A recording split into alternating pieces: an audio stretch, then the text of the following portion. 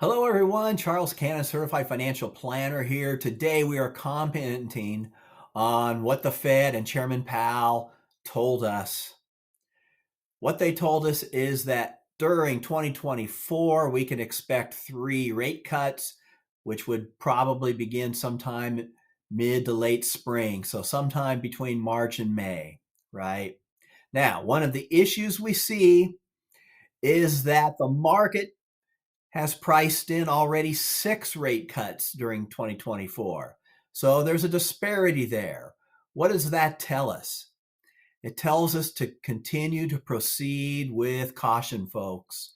It does not mean that all of the financial storms are behind us. So let's go full bore back into growth stocks. No, no, no. Remember, the most important time of your retirement is the last 5 years before you retire and the first 10 years that you are retired. That's the retirement red zone. And so we've got to be careful during that time. Let's think about where we're at. Our PE ratios are still above 30. Our Warren Buffett indicator is at 175%. Both of those indicators tell us that the market financially is overvalued based upon where we are. The market is overvalued based upon where we are. Let me say it one more time. The market is overvalued based upon where we are. And so the gains we're making right now is the giddiness of we didn't have a hard landing, at least so far. We didn't have that hard landing yet. If we can achieve the soft landing, then the Fed will begin to cut rates slowly in the spring.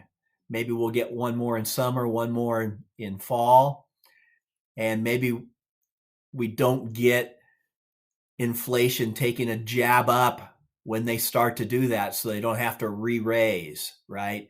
We don't want that double-headed recessionary inflation coming back in. That has been Chairman Powell's number one thing because that's what happened to Chairman Volcker back in the late Carter years. Number one thing he wants to avoid is having to raise rates again. And so I have all this time been a little worried that he was going to go too high and for too long, but they're starting to show a plan for stepping it down. It's more slowly than the market would like, and so that's why you still have to be careful with your money. All right. Does that mean that you do not have any money in the market? It does not mean that. But if you are in that retirement red zone, the money that you have invested in the market should be money that is earmarked for 8, 10, 12 years and beyond. That way, if it does take a step down, you have time for it to come back, right? What do you do with money that you want to keep safe? Well, we're at the top of our interest rates right now. So I've got a lot of clients who are locking in longer durations. This is what rich people do, folks. Lock in long durations, live off your interest, keep your principal secure. So for example, I've got somebody who's retiring from their medical practice later this next year. He locked in 10 years at 6%. He can turn on and get all of the interest out once he retires. That's just as secure for him as a paycheck. Just as secure for that portion of his savings as his paycheck. And at the end of 10 years, he'll be 70, not 60. That allows him to, maybe he puts some of that money back into the market. Maybe he accepts a new interest rate somewhere at any other company. Maybe he just collects that money and then he's going to decide what he does next, right? So he'll have all the different choices available to him at the end of that duration.